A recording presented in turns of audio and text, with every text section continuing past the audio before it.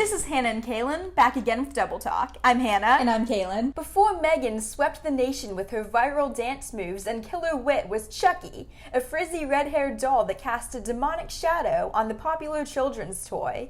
But bringing the killer doll to life and keeping him relevant for more than 3 decades hasn't been child's play. Listen in as we chat with director Kyra Elise Gardner about her new documentary, Living with Chucky, in which other families surrounding the Child's Play films recount their experiences working on the ongoing franchise and what it means to be a part of the Chucky family. You spoke with some of the most influential people in the Chucky franchise for this film. Tell me the most interesting thing that you learned about Chucky throughout the process.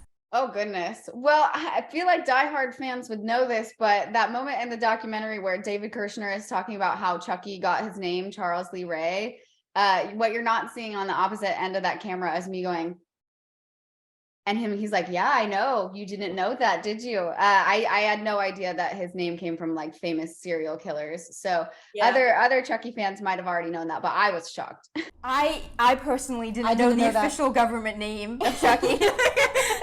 When you were reaching out to these people, I know sometimes, especially when you're making a documentary, you don't necessarily know what form the film is going to take until you've interviewed people and had conversations. When you first reached out to these people that you ended up speaking with in the documentary, how did you explain what your vision was and what you wanted to convey through the documentary? I had the luxury of it starting as a short film that I did in college. So that was nice going forward, asking all the additional interviewees and being like, look at what this thing was. But in terms of interviewing all those people for the very first time for the short film, it was, I think they had no idea what it was. I had no idea. I knew that I wanted to touch on the personal aspects and the familial aspects of the franchise. So it was really a lot of questions focused on family and found family. But I had no idea what shape it was going to take in the editing floor. And so I think they were also pleasantly surprised when they saw it, of oh, okay, I get why we're asking all these questions. Because a lot of the times people in film don't get asked about their personal lives in that capacity of what was it like being a dad and having to go away from work. I think they were a little taken aback by those questions. And then seeing the final short film, they understood why I was asking that. So that was kind of the process there.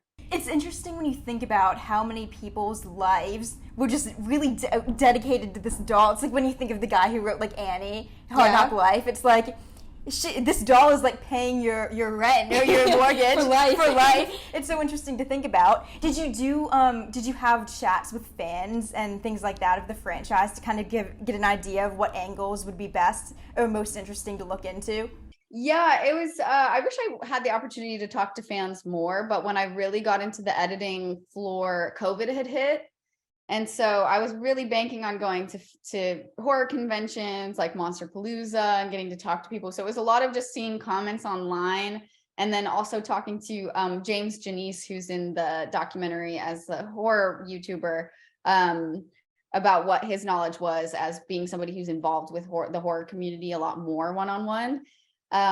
But yeah, the response from the short film was really positive about the familial side of it that they hadn't seen before. So I knew that that was definitely a through line. And then as always with Chucky fans, it's you got to talk about practical versus CGI. We got to talk about Alex Vincent not coming back for Child's Play 3.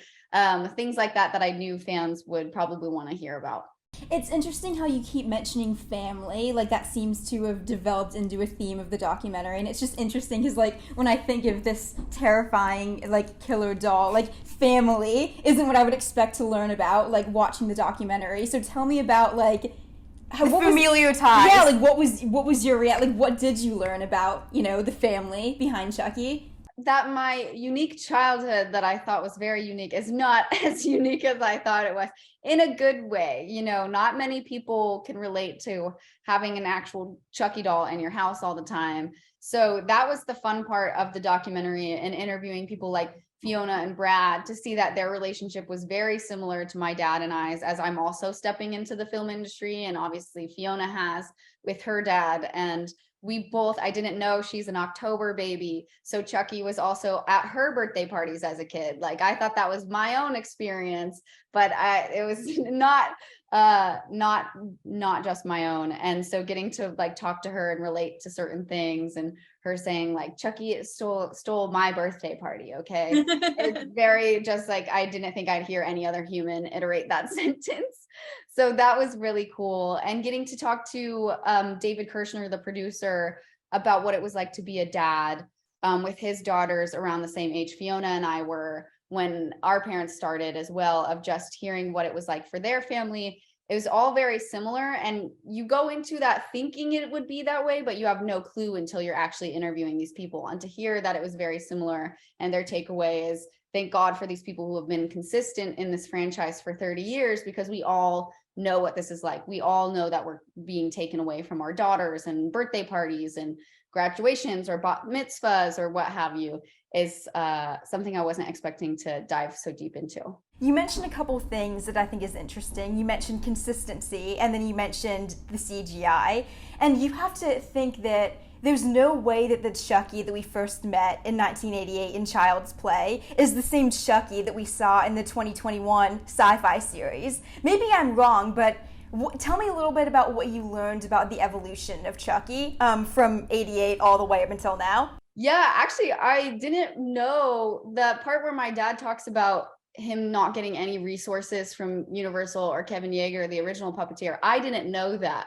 I would have expected, because Universal owns the films, except MGM owns the first one, that they would kind of hand over the molds for the next person to make. But obviously that doesn't make sense, because that's that person's artwork. So I had no idea my dad was building these dolls from absolute scratch. And like taking because technology at the time, taking pictures off of a TV, playing like VHS tape, and then making it. I had no idea that it was that difficult for him. And my dad very lovingly forgot to mention in his interview, which I talk about on the director's commentary, but after Seed of Chucky wasn't received well from the public, Universal thought, oh, that's kind of the end of Chucky. So they threw everything out. And my dad had to do it from scratch again, going into Curse of Chucky. So it's like the doll has changed from his original look to where we're at now, but it's also, you've had different iterations of puppeteers, but also like not having the work you just did a few years ago. And then also budget cuts. You know, the animatronic doll in the first film had so many animatronics. It blows my mind that it was 88, because it's insane watching that BTS, but they had raised sets, they had oversized sets, they had all these things that you would think would continue on into like this day and age, but has conveniently been cut down, and there aren't any raised sets, and they have to use less animatronics and green screen rods, and it definitely affects the way Chucky moves and talks and all those things. So when people are like, the doll looks different, and I'm like, how do you look the same you did 30 years ago? No. You've discussed too how like obviously Chucky was a big part of your childhood. Do you remember like what you thought of him like when you were a kid? I have seemingly blocked out all the trauma of my early childhood, because I don't remember some of these things that my parents told me about. So I don't recollect the first few moments I met him, but I do remember him being at my birthday parties all the time growing up. And it was kind of like a Halloween decoration at first, and then the longer it kept going, it's like a long running joke. And I was like, oh, this person, it's like almost like a step like family member that's like there to stay, whether you like them or not. So then it kind of dove into a more like loving relationship over the years. And obviously just the concept of killer dolls in general is so enduring. Obviously, I mean, you've been working on this since before Megan came out. Like, look what happened with Megan this year. Like, why do you think that? Like, what is it about killer dolls that have this like grip on society? Yeah, it's very similar to clowns, but like not everybody has a clown at their birthday parties, especially nowadays. I think that's less and less of a thing. Whereas everybody has dolls, whether it's a Barbie doll or Bratz doll or what have you. American Girl dolls specifically terrified me as a child. Their faces are very creepy. And so everybody, it's more relatable, but also it's like they can hide anywhere, like under your bed, in the closet, under the sink. Like when something's small and you can't see it, that's kind of even more terrifying. And also, like, yeah, on the surface, they're like the picture of innocence. So it's almost like you're looking for something darker there just because everyone has one, like you said. And also, they're supposed to be for kids. They're supposed to be innocent. Yeah. Last question for you, Kyra. Tell us what you think the future of Chucky is. Where do you think we're going to see him in another 30 years? Oh, Jesus. Well, as long as Brad Dourif is still here with us, I think it'll go on as long as everybody's physically able to do so. It doesn't seem like the TV show is stopping anytime soon, as long as fans are showing up to watch it and stream. So I can foresee it, you know, having a bit of time on television and then a revisit to an actual movie at some point. I can foresee that happening.